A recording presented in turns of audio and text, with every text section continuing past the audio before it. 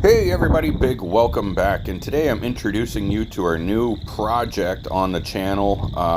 Hopefully I don't give up on it like I did the boat, because this looks like it's ready for some fun adventures. Well, not quite ready, as you'll see. It does need some cosmetic work. However, mechanically it runs fantastic. It's got a new battery, new tires, and a bunch of other stuff. We'll go over all of that in a few days. But here I'm just giving you a little quick sneak peek. Maybe we'll call it quick. I just made a new word. Kind of showing you around. This unit does have a bunch of water damage, and we're here in Canada. It's got 120,000 kilometers.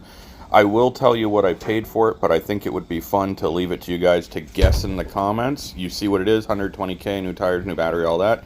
Leave your comment below, and I'll let you know in a few days. See you guys.